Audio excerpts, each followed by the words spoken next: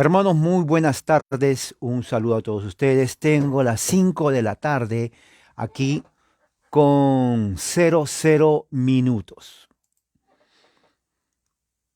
5 de la tarde con 00 minutos. Un saludo a todos ustedes.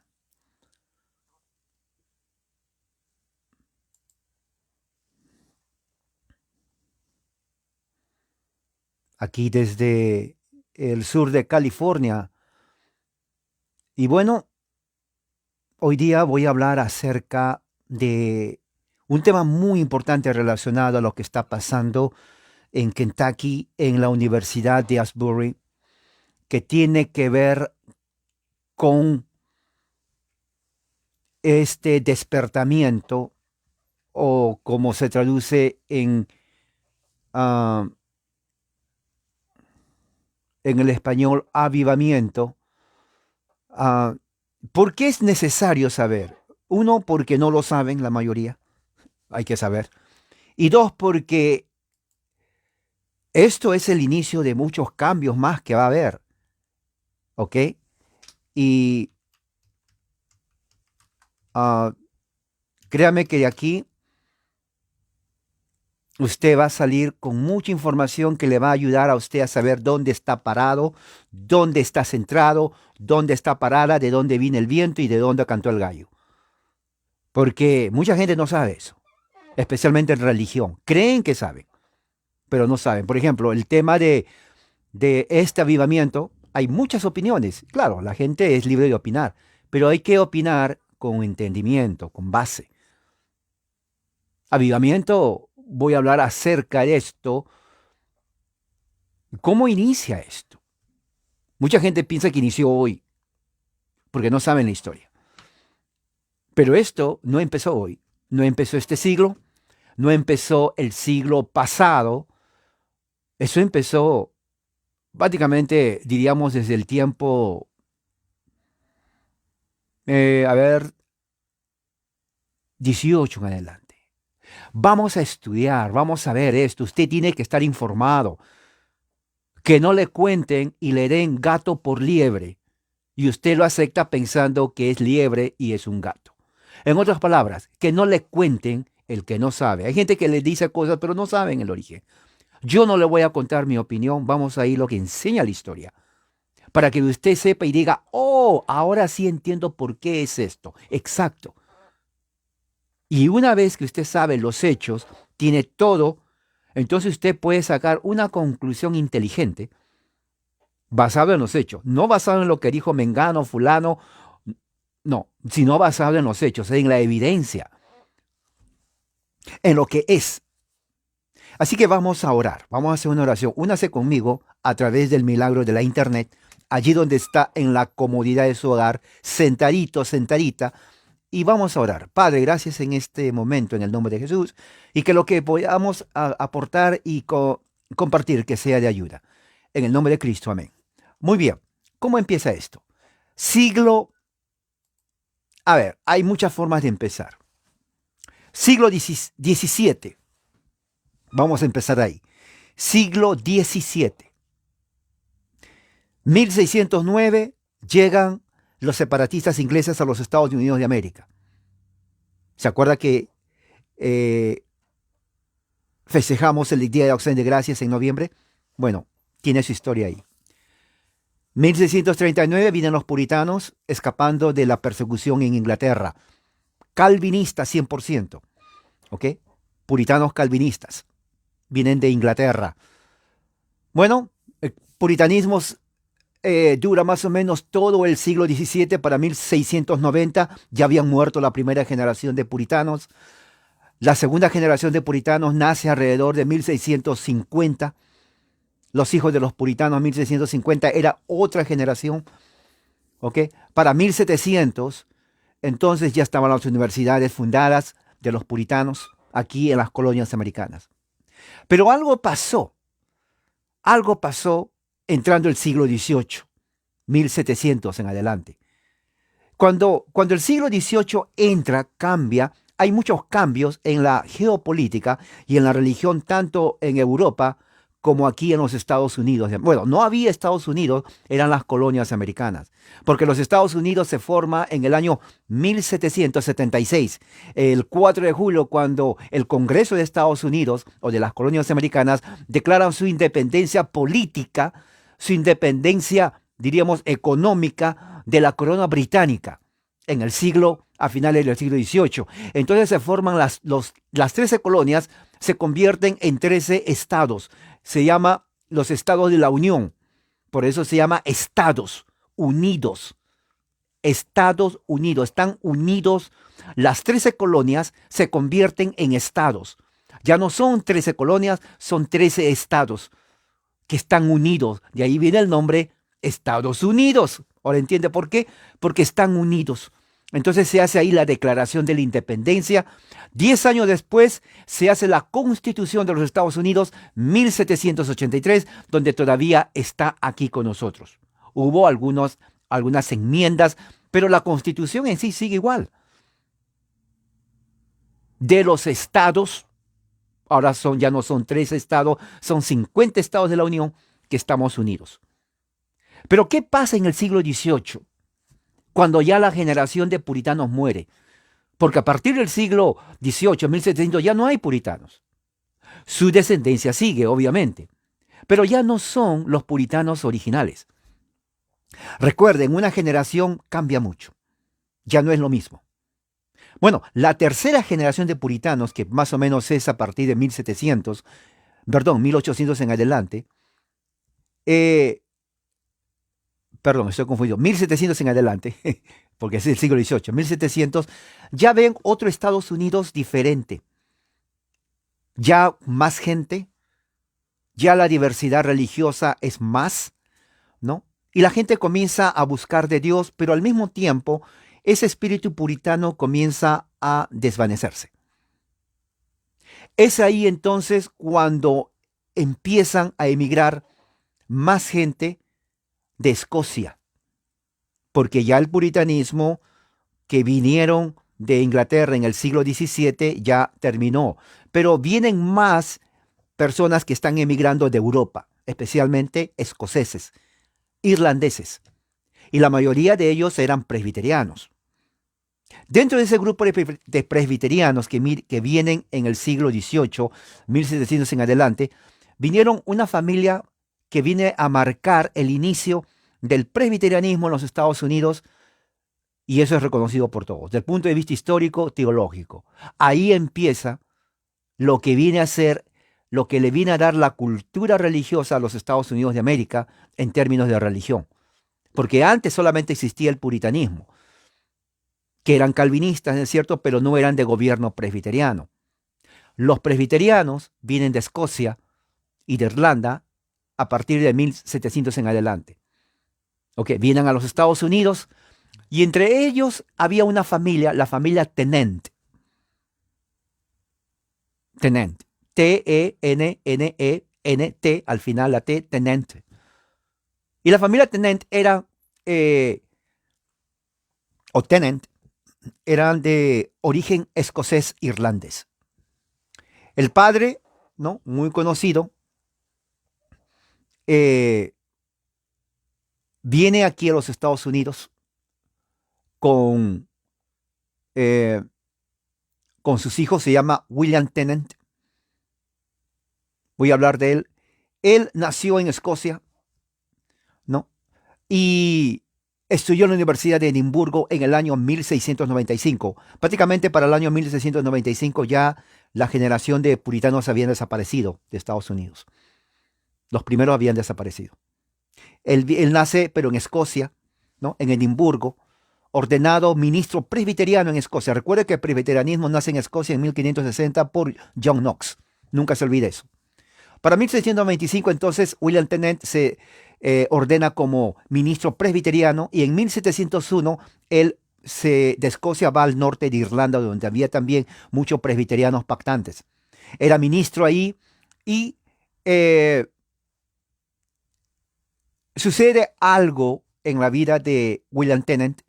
Él deja la iglesia presbiteriana y se une a la iglesia de Irlanda, que viene a ser la iglesia episcopal. Mire, deja el presbiterianismo, se une a la iglesia episcopal. En 1718, Tenen y su esposa Caterina tienen 5 hijos, todos de Irlanda, y se mueven de ahí a Inglaterra. Y de Inglaterra se mueven a los Estados Unidos, en ese momento las colonias americanas. Escocia, Irlanda, Gran Bretaña, las colonias americanas. Entonces aquí, otra vez en los Estados Unidos, se convierte al presbiterianismo otra vez. O sea, presbiteriano, episcopal, y luego se hace presbiteriano otra vez aquí. ¿Ok? Y bueno, ministró en algunas iglesias en ese entonces en Nueva York, ¿no? Era pastor en 2 iglesias en ese entonces en Pensilvania, ¿no? Y bueno, eran tiempos muy difíciles en el siglo XVIII, 1700 en antes. Mucha migración de Inglaterra, mucha inmigración de Escocia, mucha inmigración de Irlanda, mucha inmigración inclusive de Alemania. O sea, prácticamente las colonias estaban saturadas de protestantes, la mayoría presbiterianos, puritanos y también algunos luteranos. Y reformados también de Europa. Entonces, él les enseñó a sus hijos en su propia casa. Él era lo que se llama en inglés homeschooling, o sea, escuela, educación en el hogar. Aquí en los Estados Unidos, homeschooling o educación en el hogar lo tienen en muchas partes, ¿no? Muchas familias cristianas, ¿no? Enseñan a sus hijos en las casas, ¿no? Es común aquí. Reúnen a sus hijos y les enseñan. Las mamás generalmente enseñan a sus hijos. Eso viene de ese tiempo, mire. 1600 en adelante, 1700, así era. Al principio la casa era la iglesia, la casa era la escuela, la casa era el hogar. Así era. O sea, los niños sabían teología, sabían educación, sabían de todo en la casa. Prácticamente la casa viene a ser el centro del punto de vista bíblico. ¿Se acuerda que Pablo le dice a Timoteo de la fe que tú aprendiste de tu abuela Loida y de tu madre Eunice? Prácticamente es así. En la casa le enseñaban. El papel de la mujer dentro del protestantismo realmente es una labor muy, pero muy única, increíble. La mujer protestante, la esposa reformada, de verdad, ¿ok? La verdadera, no las que están por ahí que no saben ni siquiera el catecismo. La verdadera mujer reformada, protestante, presbiteriana, enseña a sus hijos. Así es. Siempre fue así. ¿Se dan cuenta? Esa es la razón por la cual ahora en los Estados Unidos, cuando se dejó el estudio del catecismo en las casas, vino el colapso del protestantismo, presbiterianismo en los Estados Unidos. Ahora entiende por qué muchos me dicen, hermano, ¿por qué el presbiterianismo ya no es como antes? Por eso, porque ya no se enseña el catecismo en las casas. Por eso. Esa es la razón. ¿Me entiende? Muy bien, sigamos, porque este es un tema muy importante para llegar a esto del avivamiento. Esto. Entonces, ¿qué es lo que sucede? En 1735 ellos compran una propiedad grande, ¿no? Y el papá, pone una escuela para ministros en Pensilvania. Le pone como nombre a la escuela, que era para entrenar a ministros, se llama el Colegio de la Cabaña. Colegio de la Cabaña, que era para entrenar a ministros en la teología. ¿Por qué? Porque no había aquí seminarios en ese momento aquí, que le enseñaban en la teología. Además, tenían que irse para ser presbiterianos ordenados, tenían que irse a Escocia. Y el viaje de Estados Unidos a Escocia, bueno, no había avión. Tenían que irse era marítimo, buques de ese tiempo, y no era muy cómodo. Entonces, ¿para qué perder el tiempo viajando cuando aquí se puede hacer? Entonces él formó esa escuela que se llama la Escuela de la Cabaña, justamente para entrenar a ministros, educación religiosa presbiteriana. Ok, ahora, ¿qué más dice aquí? La Escuela de la Cabaña fue de gran influencia porque proveyó el modelo para seminarios después en los Estados Unidos, incluyendo otros seminarios de las cabañas. ¿Por qué decían de la cabaña? ¿No? Alguien dice, bueno, pero ¿por qué dice la cabaña? Porque, lógico, en ese tiempo las casas eran de madera, o sea, de árboles. Iban, talaban los árboles, cantidad de árboles, entonces de ahí hacían sus casas. No sé si ustedes han visto la película, una serie que duró años, La pequeña casa de la pradera, ¿no?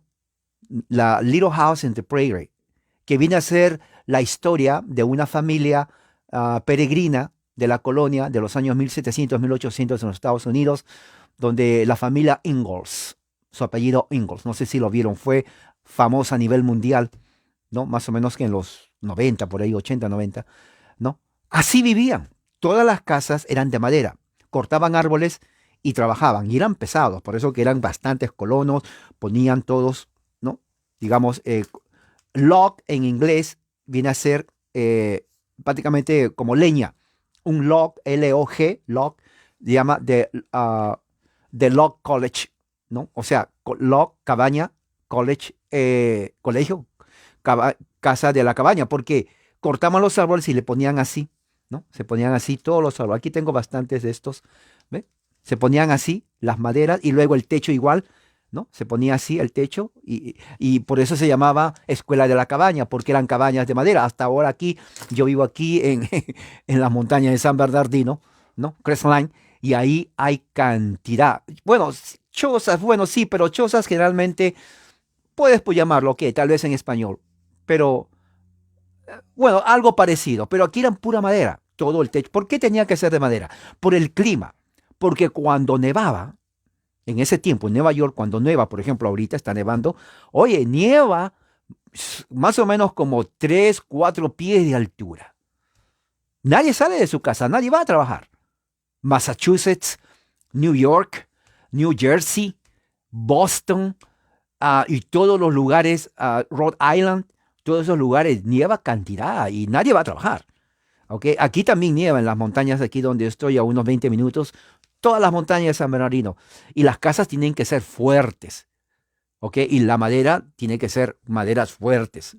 Entonces, por eso se llaman, las escuelas serán así, de madera, de leña. Entonces, ¿qué es lo que sucede? Entonces hacen las escuelas se llaman cabañas, ¿no? Luego ya esas cabañas, luego más adelante se convirtió, fíjese, esa escuela de la cabaña se convierte en lo que hoy es la Universidad Princeton en New Jersey. Y la Universidad Princeton en New Jersey, de ahí es donde está el Seminario Teológico Princeton de los presbiterianos, que también es otra historia, porque para el siglo XX, entonces hay una entre el modernismo y se divide por asuntos doctrinales. O sea, es una historia tremenda, pero ¿de dónde viene? De aquí, de la familia Tennant que vino de Escocia en 1700 y algo. Bueno, entonces, ¿qué es lo que sucede? En ese entonces, la familia, el papá, comienza a entrenar, ¿no? A ministros para que comiencen a predicar. Entonces, ¿qué es lo que sucede? Aquí, en esa escuela de la cabaña, es donde empiezan y salen los predicadores y es el origen de lo que se conoce hoy como el avivamiento o el gran despertar. ¿Ahora entiende de dónde viene? Estamos hablando de 1700 y algo, a principios del siglo XVIII. Ahora, ellos no, ¿por qué llamaban avivamiento? Porque el método de predicar, el estilo de predicar de ellos era único. Eso no se había hecho antes. Es en los Estados Unidos, bueno, en ese entonces, que no era Estados Unidos, eran las colonias británicas, cuando ellos por necesidad tenían que ir, porque, oiga, iban, entrenaban, entonces le decían, bueno, tenemos que ir a predicar. Estamos hablando del 1710, 1700 y algo. No había carros, obviamente, no había trenes, no había nada de eso. Era puro caballo. Entonces se montaban a los caballos y caminaban, viajaban kilómetros, kilómetros. Dormían en la intemperie cuando estaban caminando. Y esto es cierto, que yo puedo ir y algún día tal vez me pasaría 3 horas diciendo todos los diarios que ellos escribió. En los bosques vírgenes. Aquí todavía hay. Yo no entro ahí, me da un poco de miedo, son bosques vírgenes. Ahí me agarro un oso grandísimo, un puma me come. Pero ellos entraban a caballo, ¿ok? Y cuando llovía, oiga, no había casa, no había hotel, no había nada. Tenían que, junto con el caballo, soportar toda la lluvia, la nieve muchas veces, y muchos se enfermaban y hasta morían, porque, oiga, pues imagínense, tempestades en medio bosque, pues no todos soportaban esos cambios en la naturaleza, pero así iban a caballo a predicar el evangelio. ¿Y por qué en caballo? Porque las casas estaban lejas, estaban como, cada casa estaba una lejos de otra como a 10 kilómetros. O sea, tu vecino vivía como a 15 kilómetros. ¿Sí? Era tu vecino más cercano. 15 kilómetros. O sea, tengo que viajar 15 kilómetros para ver a mi vecino. Exacto. Bueno, lo bueno es que lo que tú hacías, el vecino nunca sabía. Y lo que él hacía tampoco tú sabías. O sea, no, hoy en día están tan pegadas las casas que se sabe lo que el otro hace, porque están bien pegadas, solamente una pared lo divide, para que se den cuenta la diferencia. Pero ellos así era, así viajaban predicando el evangelio en los Estados Unidos en ese tiempo. Entonces, ¿eso qué es lo que pasaba? Cuando iban, a veces no habían iglesias, entonces ellos reunían a las familias, las familias viajaban kilómetros, fíjese, kilómetros, se reunían, entonces ellos comenzaban a hablar. Aquí está el método. Cuando ellos predicaban el evangelio, ok, a ver, ¿cómo lo puedo poner? A ver, ¿dónde está? Aquí tengo, aquí está mi Biblia. Tengo una Biblia aquí que está en mi tablet, pero tengo también la Biblia método antiguo, libro, método antiguo, porque hoy ya todo es tableta. Entonces, predicaban con la Biblia y eran muy emotivos, ¿me entiendes? Eran muy emotivos.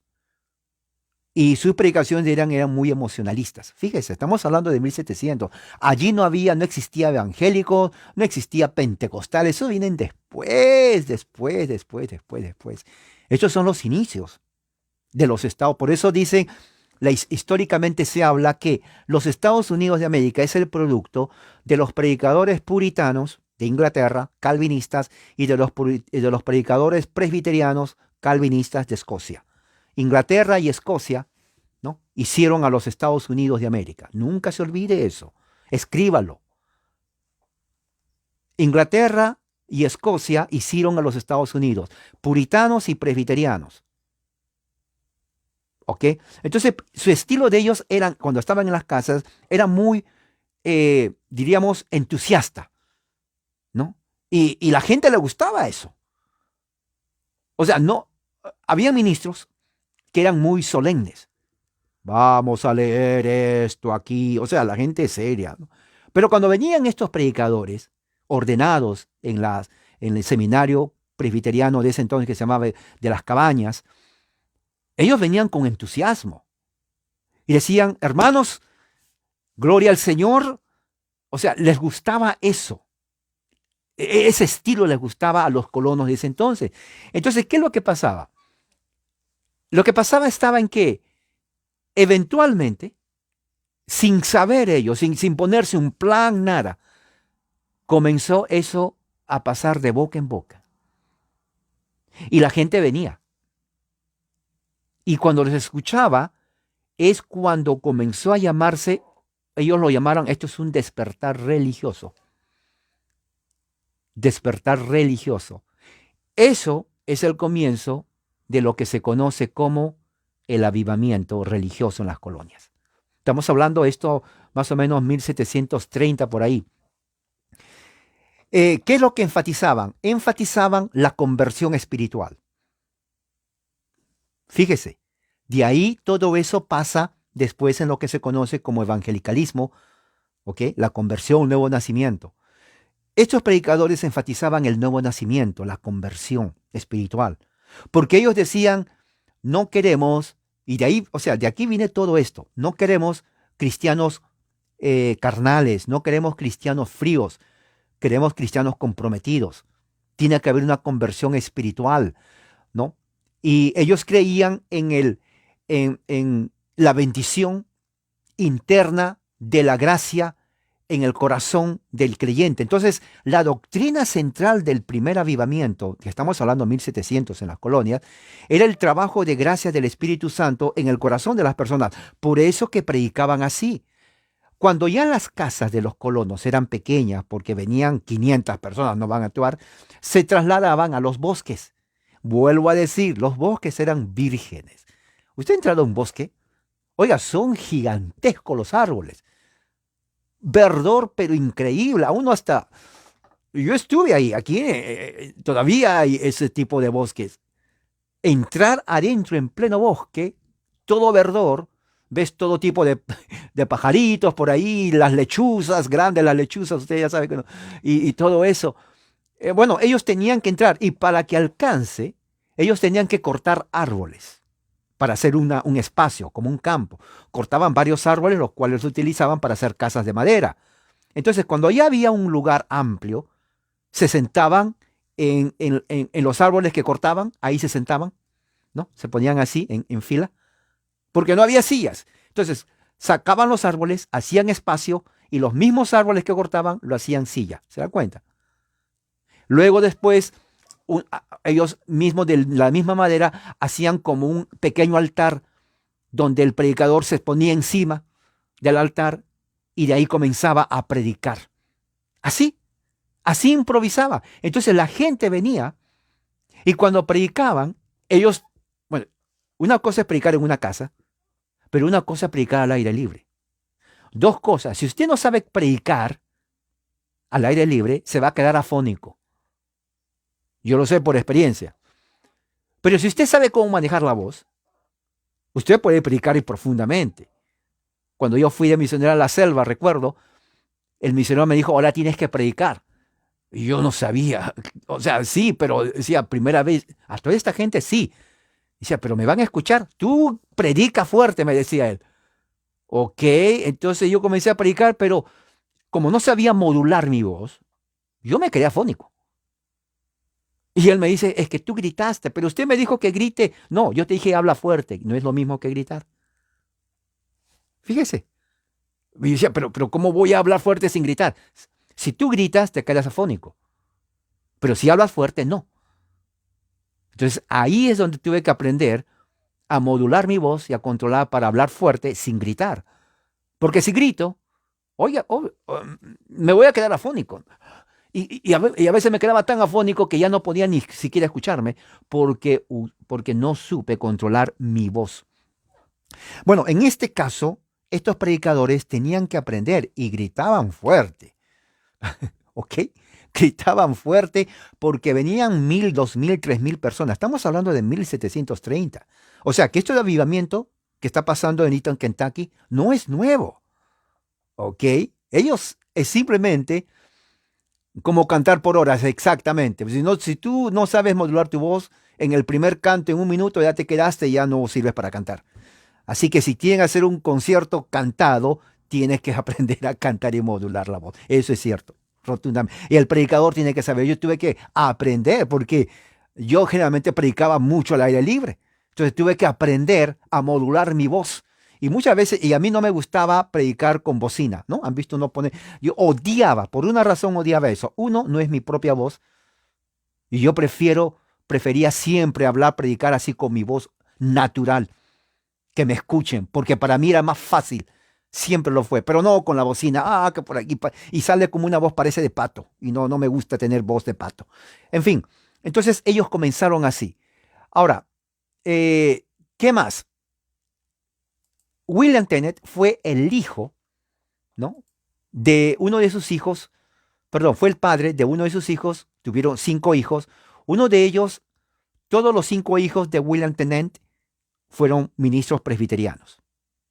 Uno de ellos, de los 5, se llamaba Gilbert Tennant.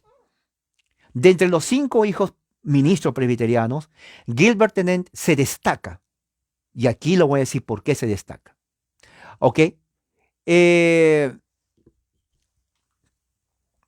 ¿Dónde está? Ok. Vamos a ver mejor esta parte aquí. Tengo aquí de la Enciclopedia Británica. Me gusta porque aquí habla mucho de este Gilbert Tennant. Nació en el año 1703 en Irlanda y murió en el año 1764 en los Estados Unidos. ¿Ok? Y hablamos de su papá William, el que hizo la escuela, presbiterianos todos, ¿no? Él y su padre fueron los líderes, los precursores de lo que se llama el primer avivamiento en los Estados Unidos. ¿Ok? Y eso se expandió. Exactamente, William es el padre, Gilbert el hijo. Tuvieron 5, pero Gilbert es el que más se destaca. Entonces, ¿qué es lo que pasa? Ellos fueron los que inician esto del primer avivamiento. Ellos no pensaban, no le pusieron ese nombre, pero lo que hicieron se llegó a saber así. Él fue el hijo del presbiteriano que acabo de decirle, fue licenciado para predicar en Filadelfia en 1725. La enciclopedia británica, bueno, como dice su nombre, es una enciclopedia, obviamente, que habla de todos los temas que tú quieres hablar. Es a nivel mundial de reconocida y confiable. Luego voy a poner el enlace, pero habla de todo. Economía, política, religión, deporte, arte, música, eventos políticos, sociales, guerras, etcétera, etcétera y etcétera. Es muy bueno, es una fuente muy confiable. Entonces dice aquí, ¿no? Entonces fue educado en su casa, ya les dije, educación en la casa, que hasta ahora lo hacen aquí, ¿no? Y comenzó a predicar en Filadelfia en 1725, ¿ok? Ah, Gilbert se convirtió en un predicador también del avivamiento, junto con otro gran amigo de él que se llamaba George Whitefield. George Whitefield era un predicador anglicano, ordenado en la iglesia anglicana, calvinista que vino a los Estados Unidos en ese entonces, y cuando escuchó predicar a Gilbert, se quedó tan sorprendido por su potencia de voz, su energía, que lo llamó hijo del trueno, porque era de un temperamento fuerte Gilbert, ¿ok? Entonces, era muy, su predicación era electrificante, decía. Mire, cuando exhortaba a la gente inmediatamente lloraba y se arrepentía, porque su predicación era poderosa, ¿no? Tenía muchos críticos, pero Gilbert, por su temperamento escocés y su temperamento fuerte, no le importó que le criticaran. George Whitefield le decía, si a ti te hubiera importado que te criticaran, tal vez no hubieras llegado a lo que eres. Y en realidad no le importó. No. Eh, ¿Quiénes le atacaron a Tennant, a Gilbert? Los mismos presbiterianos. Ahora voy a decir por qué. Porque en 1740 él hace un sermón en el cual él denuncia a todos sus oponentes y críticos ministros presbiterianos como ministros hipócritas, los llama. Cuando los ministros presbiterianos de su presbiterio escuchó que George le estaba diciendo hipócritas, inmediatamente se enojaron con él, ¿no? Y hubo un cisma, se separó el presbiterio en ese entonces. Tennant, Gilbert y otros miembros del presbiterio entonces salieron de la iglesia y en 1743 se movió a Filadelfia, donde permaneció el resto de sus días. ¿Ok? El resto de sus días. Ahora, algo más referente a Gilbert, porque esto es muy importante. ¿Ok? Dice aquí, en ese tiempo las colonias estaban sintiendo los efectos de lo que estaba pasando en Europa, la filosofía de la ilustración. Esto tuvo efecto en las colonias porque la ilustración daba énfasis al intelecto humano y muchos dejaron de leer la Biblia. O sea, la religión se estaba apagando de la mayoría. Entonces, ¿qué es lo que pasa? Cuando llegan las colonias, una de las cosas que sucedió en las colonias, y esto lo sucede hasta ahora, era que los hijos de los puritanos, o sea, los descendientes, ya no sentían ese fervor religioso de antes. Entonces muchos ya no veían ir a la iglesia. Había tanta iglesia protestante, puritana, que ya se volvieron inmunes, ya no les llamaba la atención porque había muchas iglesias. ¿Me entiende lo que estoy diciendo? O sea, como que dice, pues si hay tanta iglesia, ¿para qué más? Ya, suficiente con las iglesias. Entonces, muchos querían buscar algo mejor. Por ejemplo, había un grupo de creyentes que querían algo más piadoso, algo más individual, en donde ellos puedan estar más cerca de Dios, ¿no? Eh, en las colonias se vio eso, ¿ok? Ya vimos esto. Cuando llega aquí, él conoce a un pastor que se llama Teodoro Jacobus Fliegenhausen. Es alemán, ¿ok? Él era de la iglesia reformada holandesa, ¿no? Él tuvo gran influencia cuando estaba en Europa del pietismo luterano antes que migre aquí. Ahora, fíjese hasta dónde viene. Viene del pietismo luterano de Inglaterra, de Alemania. Pero él estaba aquí en las colonias y conoce a la familia Tennent. Él tuvo gran influencia en la mayoría de ellos, especialmente en Gilbert. El pietismo entonces tuvo dos corrientes. Una que enfatizaba la experiencia personal de la conversión. De ahí viene hasta ahora el evangelicalismo. Fíjese, el pietismo. Usted se ha preguntado por qué eso del evangelicalismo, de que pasen al frente, nuevo nacimiento, viene de aquí. Porque este piadoso, o pietista, mejor dicho, es la palabra, pietista, enfatizaba la conversión personal, ¿no? De una experiencia personal. De ahí los mormones también sacan. Porque en el año 1800, 100 años después, Joseph Smith, el fundador del mormonismo, recuerda, su familia de ellos iban a muchas iglesias metodistas y presbiterianas, eso se queda en el mormonismo, pero eso es otra cosa. Es que todo está conectado. Pero, ok, volvamos aquí. Entonces, ¿qué es lo que pasa? Otros pastores también que se consideraban no conversos, comenzaron ellos a tener una experiencia personal. Ahora, bien interesante, porque estamos hablando de 1730, 40. Porque muchos pastores, al escuchar los sermones de Tennent acerca de la conversión espiritual, muchos pastores tenían la conversión y ellos decían, ¿saben qué? Yo nunca fui convertido. Y predicaban así. ¿Me entiendes? O sea, y la gente se quedaba y decía, o sea, ¿este pastor no era creyente? Sí, pero yo creía, pero nunca tuve la experiencia individual. De ahí viene eso del nuevo nacimiento, de aceptar a Cristo. De ahí viene eso de que uno tiene que convertirse. ¿Me entiende? De aquí viene todo eso. Eso se llama el pietismo. Entonces, cuando es colectivo, por eso ellos lo llamaban el avivamiento. ¿Por qué? Porque avivamiento tiene que ser como un despertar religioso, un fervor religioso en la gente. Que aunque iban a la iglesia, no habían nacido de nuevo.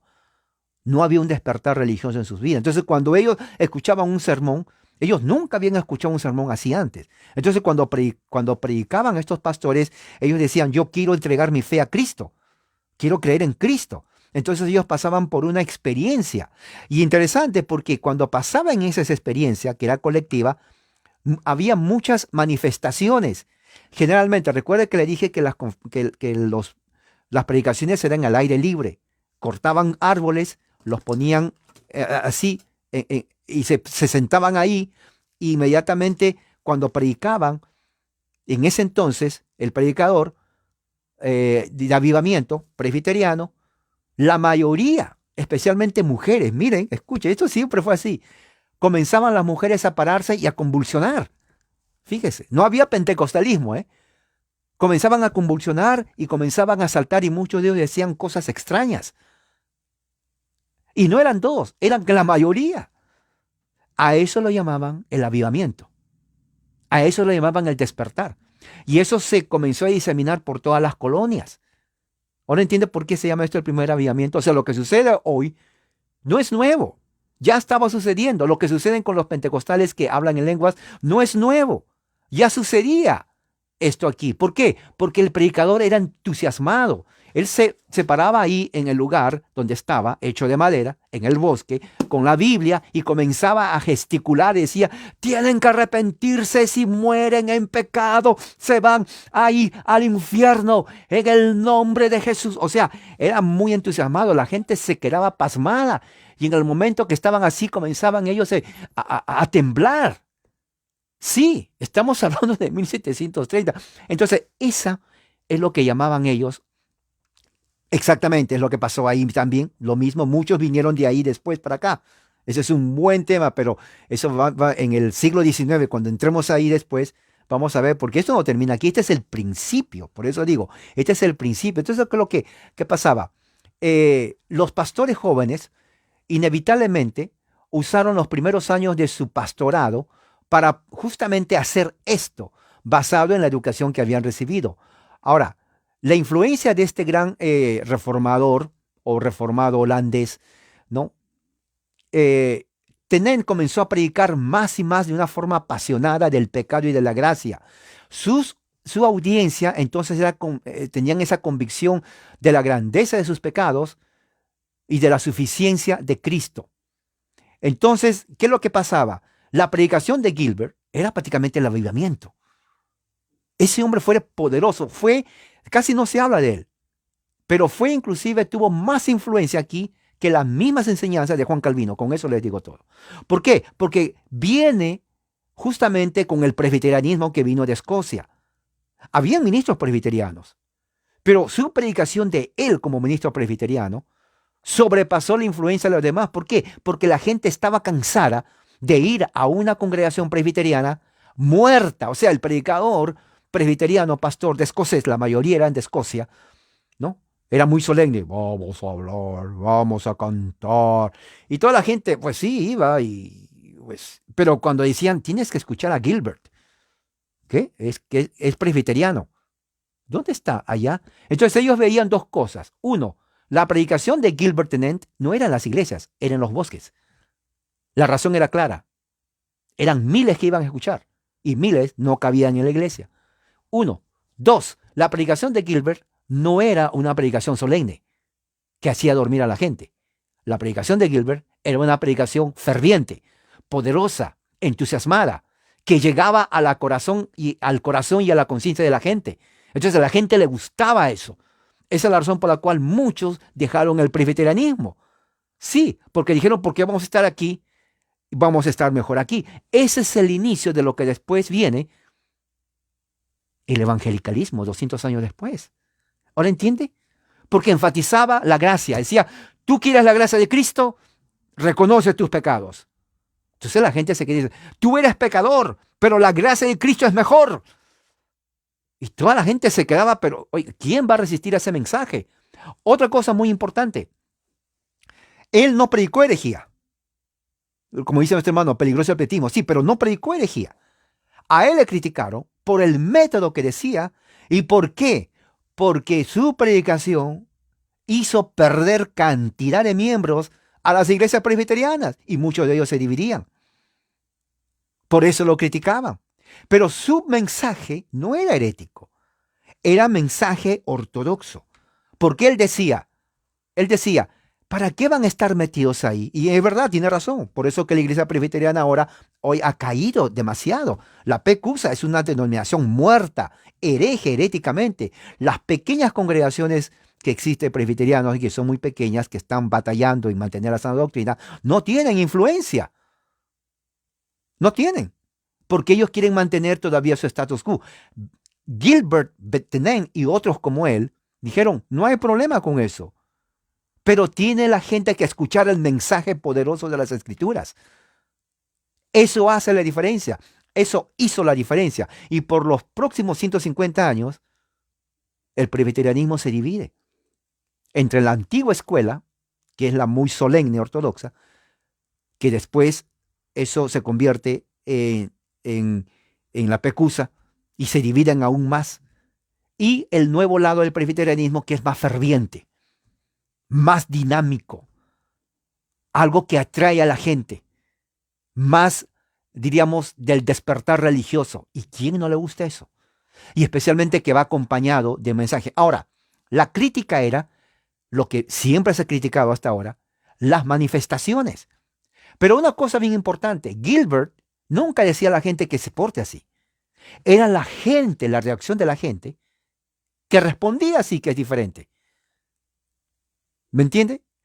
Vuelvo a repetir, él no decía que la gente se vuelva así. Era la gente que al escuchar se entusiasmaba tanto que muchos de ellos entraban en un trance y comenzaban a hacer manifestaciones que hoy en día se asemejan a los pentecostales. Muchos hasta se revolcaban. Y eso no es todo, porque falta el siglo XIX. Todo empezó con ellos.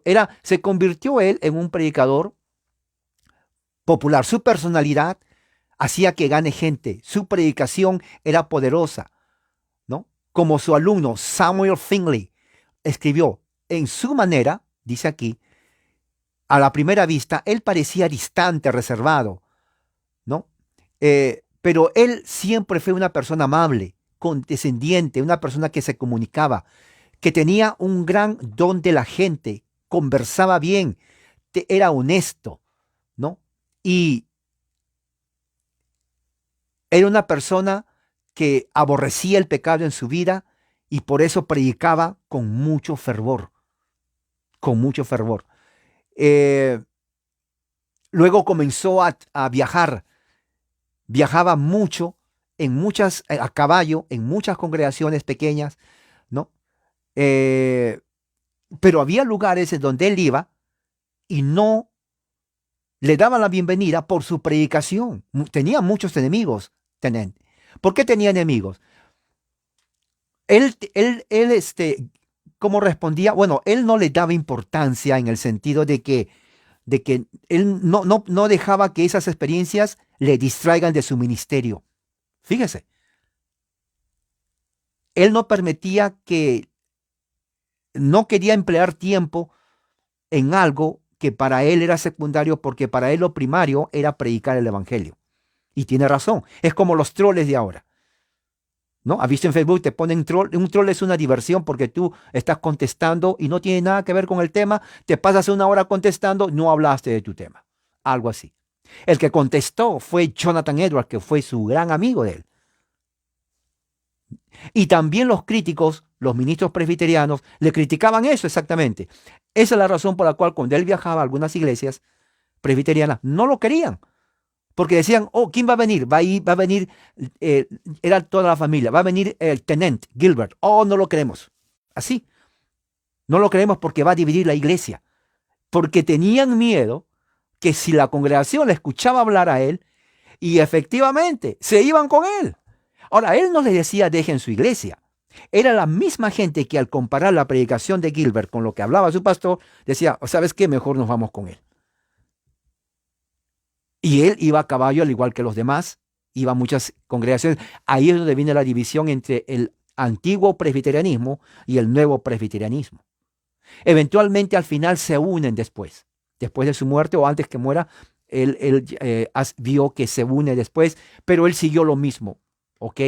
Aunque dice que bajó un poco, pero él lo agarró del predicador reformado holandés Freleng Guyson. ¿Okay? Otra cosa muy importante, él se hizo amigo del puritano Jonathan Edwards. Jonathan Edwards fue conocido, tengo aquí sus libros de Jonathan Edwards. Antes estudiaba los libros de Jonathan Edwards en las escuelas públicas, ahora ya no, para que se den cuenta cómo la educación ha caído. Pero antes estudiaba los sermones de Jonathan Edwards, él también igual. Y es más, Jonathan Edwards criticó, pero fue una crítica mesurada, porque él no rechazó, pero más bien dijo, tengan cuidado con esas manifestaciones. ¿Se dan cuenta? Estamos hablando todavía de 1740. Nada que ver con el pentecostalismo que viene después, pero ya había esas manifestaciones. Entonces, ¿qué es lo que sucede? Lo mismo sucedía cuando Jonathan Edwards predicaba, también habían esas manifestaciones. La mayoría eran mujeres. Ahora, ¿por qué enfatizo de mujeres?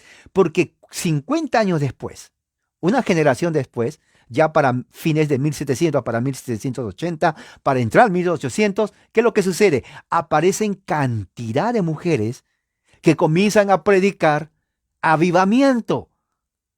Muchos de ellos no lo conocen, pero hay una biblioteca aquí en la internet de la Universidad de Oral Roberts, donde aparece cantidad de mujeres de avivamiento, donde predican. Muchas de ellas no tenían ningún estudio, agarraban la Biblia, se subían y iban a los bosques y predicaban en ese momento, y en esas predicaciones comenzaban a haber manifestaciones, la mayoría de mujeres que le seguían, ¿no?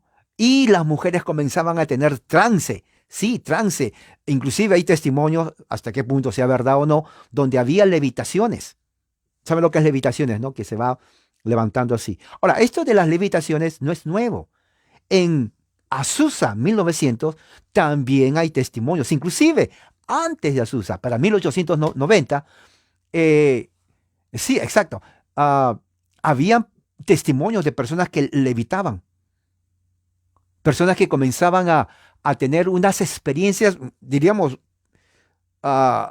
que está en el borde de la locura, tal vez de lo esquizofrénico, muchos dicen hasta espiritista, sí es cierto, porque el fundador del pentecostalismo, ¿no? Parham, él mismo, y yo lo he leído, lo tienen aquí, él critica en sus periódicos, William Parham critica diciendo que él no quiere en sus predicaciones a espiritistas, así lo dice él. Porque entraban los que leían las cartas, los que leían las manos, entraban los mirios, aquellos que eran espiritistas, y comenzaban ellos a ladrar. Comenzaban a ladrar. Estamos hablando de 1890, o sea que esto tiene un historial. Y comenzaban ellos a hacer levitación. Y él decía, estos son manifestaciones del diablo. Así, abiertamente los decía. O sea, aunque creían eso, pero no creían en otras manifestaciones. Decía, estas son manifestaciones del diablo. Charles Parham, exacto. Él criticaba eso, pero eso ya viene en el siglo X. Pero en este momento también había esto. Entonces, Gilbert comenzó a predicar. Todavía tenemos sus escritos, tenemos sus sermones, están en la biblioteca general o en la librería general de Washington. Él convenció más y más que debemos predicar el Evangelio de Cristo. No más allá de lo que podamos experimentar el poder de Él en nuestros corazones. O sea, lo que Él dice, y esto es la clave de todo avivamiento, de todo. Él fue el predicador, por eso lo odiaban. Pero también había gente, y hizo más impacto que cualquier presbiteriano. Escúchame bien esto. Él predicaba el mensaje diciendo que tenemos que predicar a Cristo, de tal manera que tú tienes que sentirlo en tu corazón. Tú no solamente en tu mente.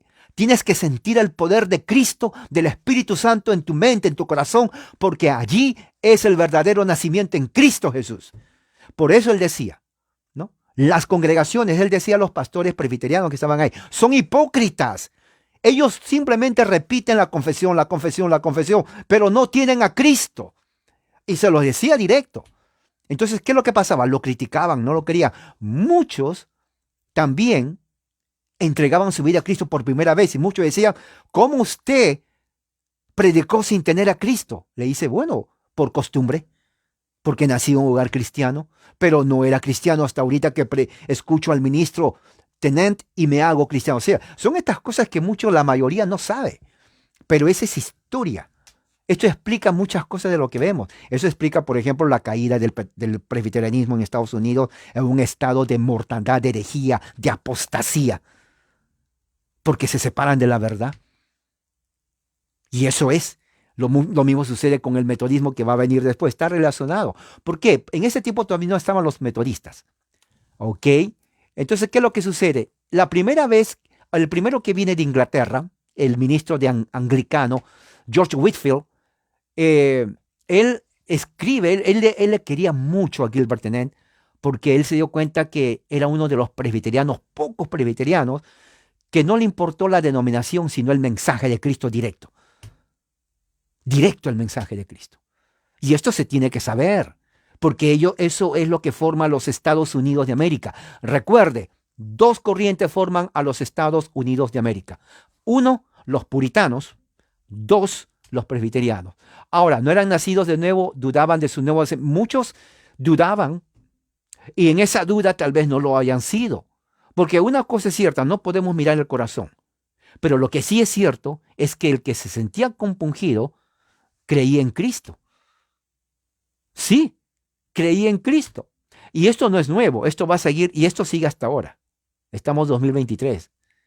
Esta es la razón por la cual muchos ministros presbiterianos han salido del presbiterianismo. ¿Ve? Y han ido inclusive dentro de la Iglesia Católica Romana. Ese es otro fenómeno que lo va a hablar después. ¿Okay? Muchos no lo mencionan porque tienen miedo. Yo no tengo miedo. Sí, los hechos son los hechos. ¿Okay? Pero vamos aquí en este siglo primero. Entonces, ¿qué es lo que sucede? George Whitefield viene de Inglaterra en 1739. Él personalmente va a todas las iglesias donde hubo el avivamiento, porque él quería ver con sus propios ojos qué es este avivamiento, igual como hoy sucede cuando va la gente a Kentucky. Quieren ver qué es esto de avivamiento. Esto es lo primero, ¿ok? Esto es nuevo aquí en las colonias. Entonces, él vino y comenzó a ayudar. Entonces, la primera vez que viene, vive en la casa de ah, de Tennant, ¿no? Claro, pero sí, pero eso es otro punto. Déjame terminar con esto luego para ver qué estos presbiterianos decían de la confesión de Westminster, porque es muy interesante. Es bueno saber lo que ellos decían. ¿Ok? La controversia, después de la muerte de Gilbert Tennant, de la esposa de él, ¿no? Eh, Whitfield comienza a viajar con Gilbert por Boston, Massachusetts, y teniendo unos resultados increíbles en toda la colonia americana. La gente les venía a escuchar, miles de personas, no en las iglesias, en los bosques, porque no había iglesia grande para tener a más de 1,000 personas. Vuelvo a decir, cortaban árboles y los ponían así y se sentaban ahí por horas. Esto que sucede aquí, que escuchan que en Kentucky es por horas, no es nuevo. Aquí ya sucedía lo mismo. ¿Por qué? Porque viajaban de kilómetros en sus carros tirados por caballos, igual a la familia Ingalls. Mire eso para que se dé cuenta. Traían ahí todas sus comidas, almohadas, para que duerman toda la noche, frazadas, todo, comida, cocinaban ahí en los bosques, su cafecito, cocinaban entre. Estamos hablando no de tres, estamos hablando de miles. ¿Me entiende? Miles. En pleno bosque. Soportaban lluvia, calor, nieve, de todo. Lo estaban escuchando. Así era en ese tiempo. ¿Me entiende? ¿Ok? Entonces, ¿qué es lo que pasa? Ahí es donde se llaman los predicadores de el avivamiento o de el despertamiento. ¿Ok? Ellos querían penetrar en la vida de las personas. ¿Ok? Y obviamente los ministros, que la mayoría presbiterianos, no estaban de acuerdo con eso. No estaban porque dividían las iglesias. Ahora, ellos no es que iban a dividir. Los miembros de esa iglesia se salían de ellos. Entonces, a ningún predicador o pastor le gusta que sus miembros de la iglesia le abandonan la iglesia e ir a escuchar a otro. Entonces, muchos pastores tenían resentimiento cuando le veían a Whitfield, a Wesley, a ese predicador y a otros que se salían, porque, oiga, si tenían 50 personas, se quedaban con 3 o 4. Sí, ¿quién iba a estar feliz? ¿No?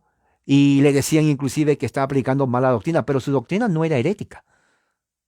Recuerden, él fue y toda su familia estudiaron en la Universidad de Edimburgo. O sea, eran ministros presbiterianos, conocían lo que estaban hablando. No eran ignorantes para nada. ¿Ok? Es más, fundaron lo que hoy es la Universidad de Princeton, en New Jersey, que hasta ahora está ahí.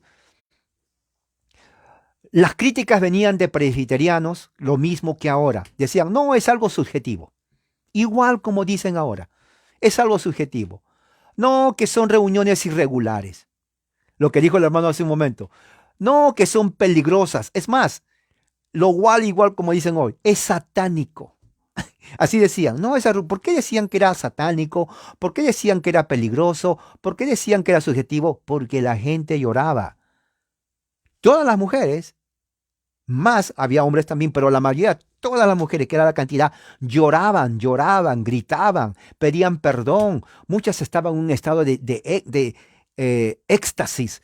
Les venía un paroxismo mental, emocional. Había una histeria colectiva.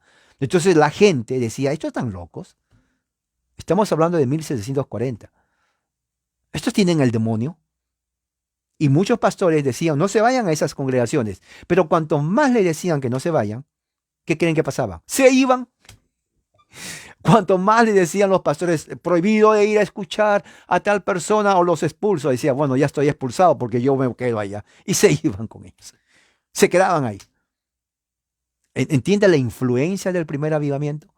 Entonces, ¿qué es lo que pasa? Eh, ah,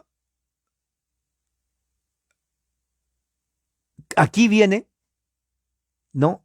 El tema de la suscripción de los estándares de Westminster.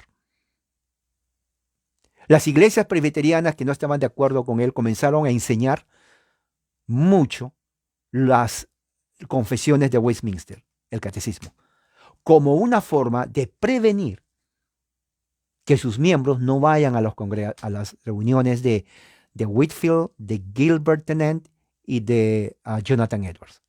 Era difícil, sí, porque eran grandes. Los tres eran poderosos predicadores. No eran ignorantes, pero predicaban con una potencia y el resto de los pastores prácticamente le tenían miedo.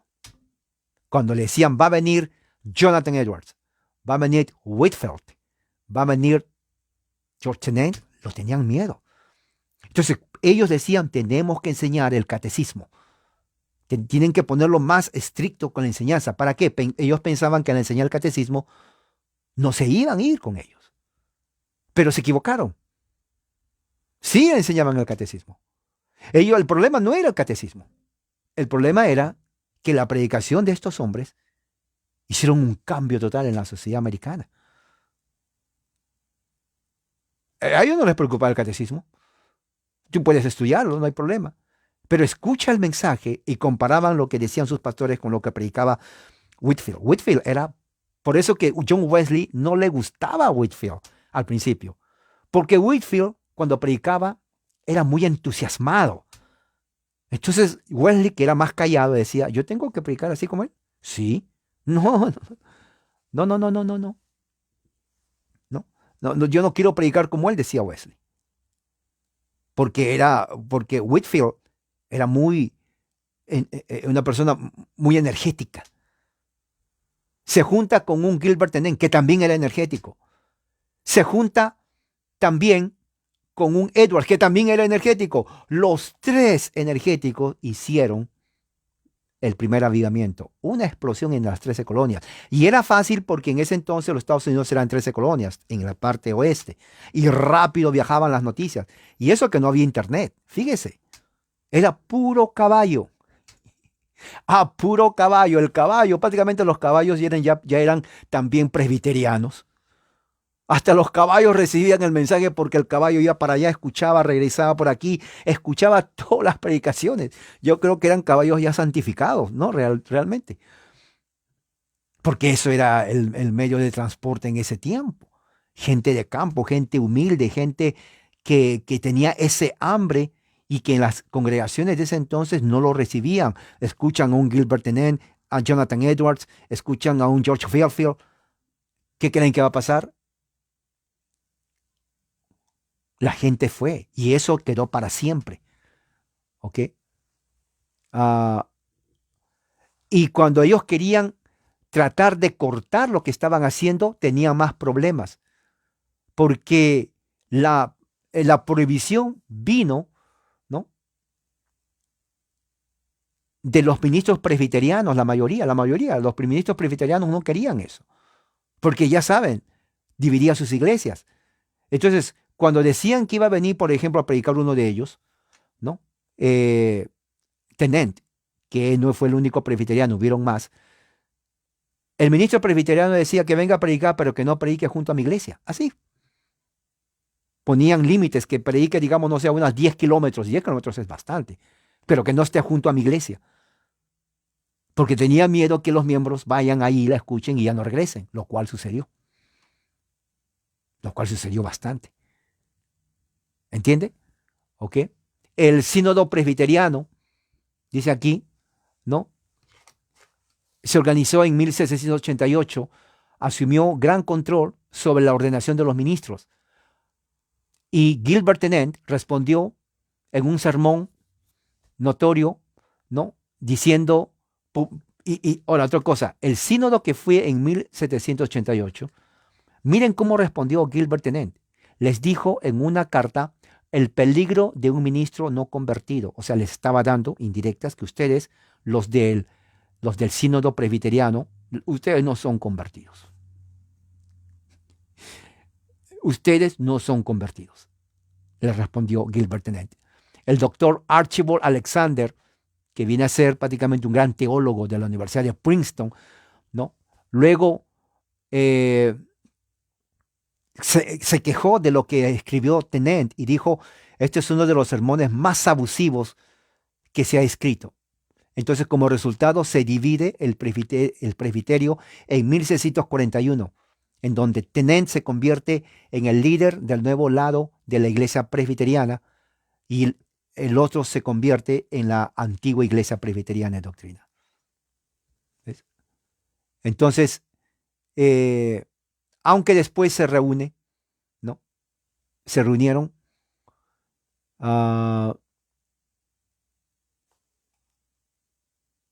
En 1749, el mismo Tennent se convierte, dice, en el campeón de reunir los dos lados presbiterianos, el cual ocurrió en 1758, ¿no?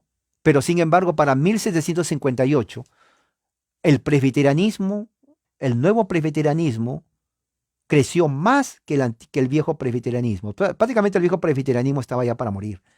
Hoy en día existen todavía algunos, pero son muy pequeñísimos, no tienen influencia. O sea, a mi entender, tienen que hacer una super labor. Pero mientras se mantengan así cerrados, no va a pasar de ahí. Se imagina, es como la tortuga, ¿no? Es como la tortuga que tiene su caparazón y se esconde adentro su cabeza y sus piernas. No va a salir de ahí. Así son muchas congregaciones pequeñas, pero la congregación del nuevo presbiterianismo creció bastante. Tuvo más poder que otros.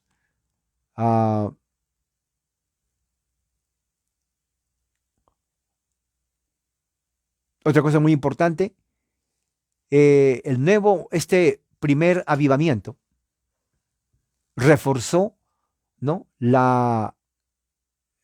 aspecto espiritual de los creyentes de ese entonces en los Estados Unidos, ¿no? Quitó el poder de la iglesia organizada, porque ya la gente, ahí es donde nace las raíces del evangelicalismo, porque ya no dependían de la iglesia organizada, ¿no? Y también temperó un poco el calvinismo radical. ¿Qué es calvinismo radical? Aquellos que dicen, ¿para qué vamos a evangelizar cuando Dios ya sabe quién va a creer? ¿No? Aquellos que dicen, si Dios ya sabe, los elegidos van a venir, no hay que evangelizar. Lo cual el primer avivamiento echa por tierra eso. ¿Por qué?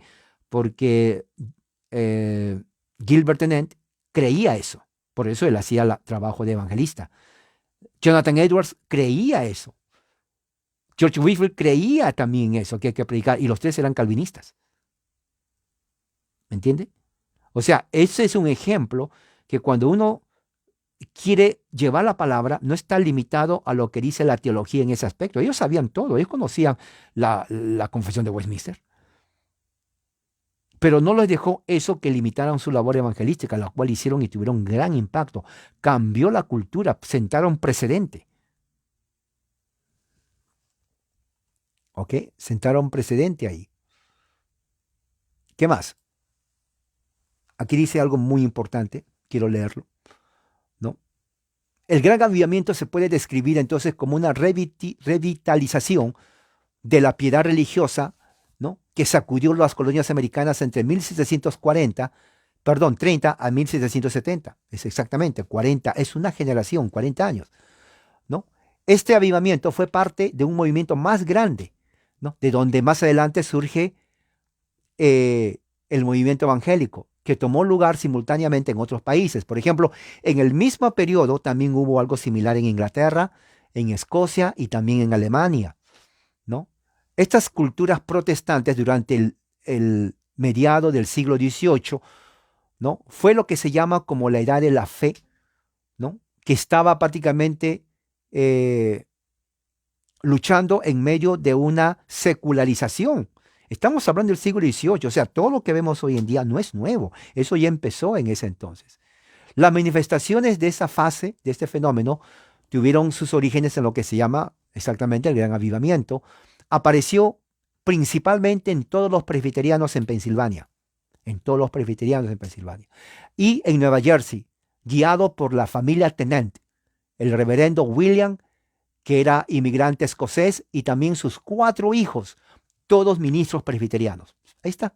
¿Okay? Los presbiterianos no solamente iniciaron los avivamientos religiosos en las colonias durante 1730, pero también establecieron un seminario para entrenar, lo que les dije al principio, a aquellos que quieren ser ministros, ¿no? Ellos sintieron que tenían que ir a predicar el evangelio a los pecadores y que tengan la experiencia de la conversión o el nuevo nacimiento. De ahí sale todo esto. O sea, esto es herencia presbiteriana. ¿Me entiende?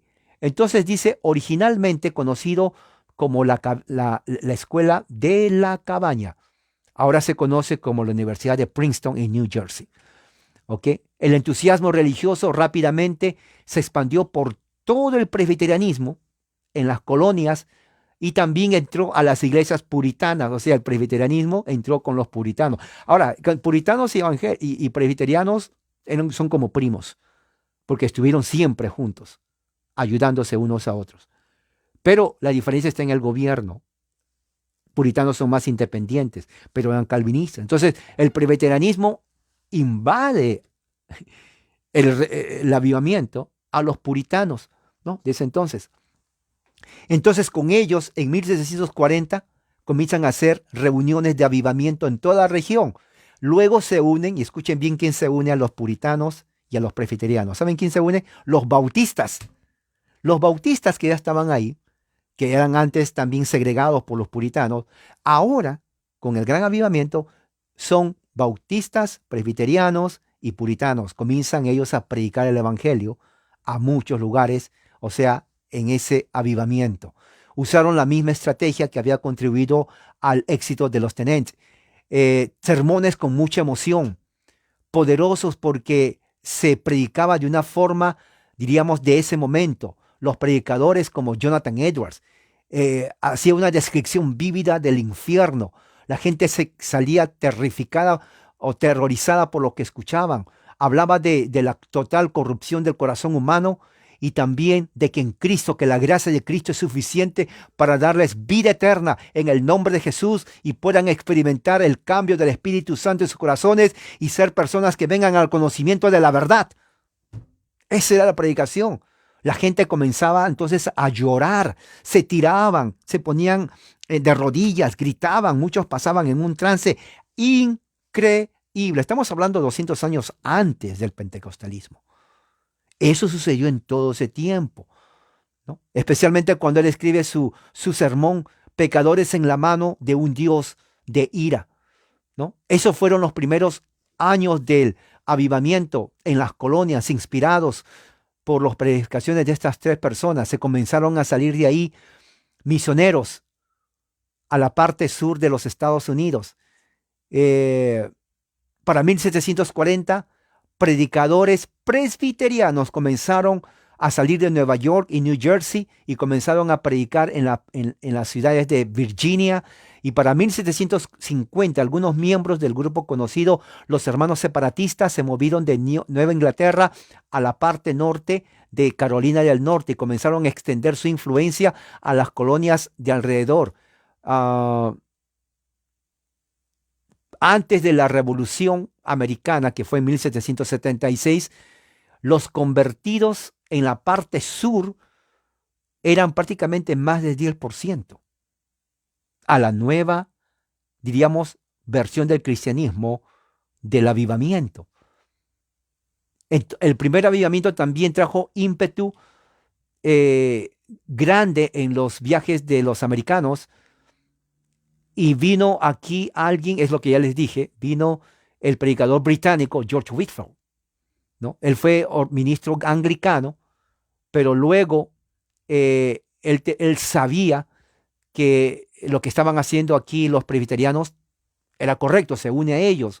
Él fue amigo también de John y Charles Wesley, que también vienen en ese tiempo aquí, ¿no? Entonces todos estos juntos, metodistas, bautistas, presbiterianos, puritanos, se unen para hacer el gran avivamiento en esta parte de los Estados Unidos. O sea, lo que estamos viendo en Kentucky hoy no es nuevo, pero aquí no termina, ¿no?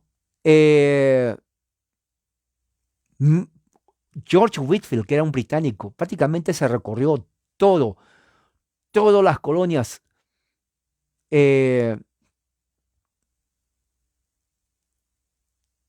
Lo que él predicaba, dice, era justamente la teología calvinista que se proclamó desde Lutero a Calvino. Fíjese.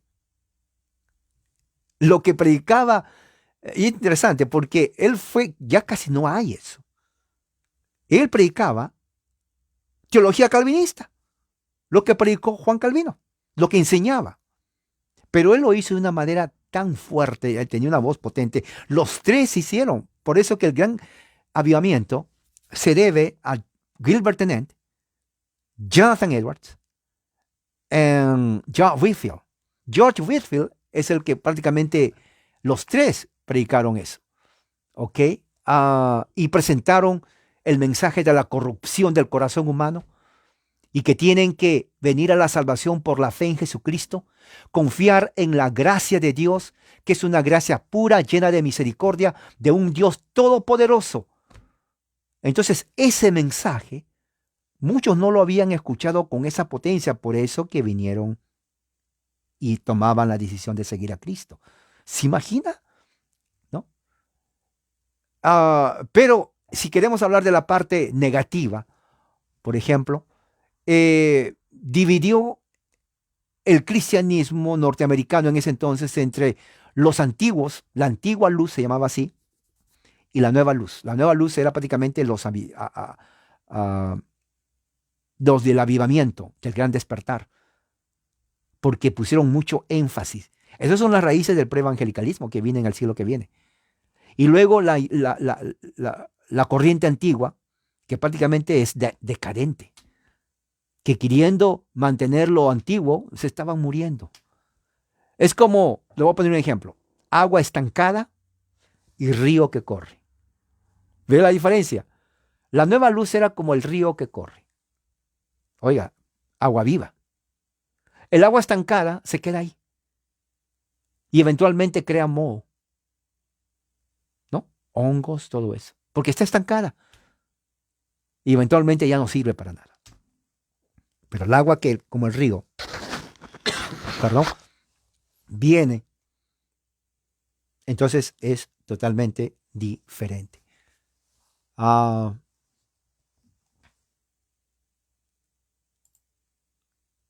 ¿Qué es lo que pasa en Kentucky? Ahora, basado ahí en esto. Kentucky simplemente es lo que empezó aquí. Y como dije ayer, lo que sucede en Kentucky, en la Universidad de Asbury, del siglo XX, perdón, algo más reciente,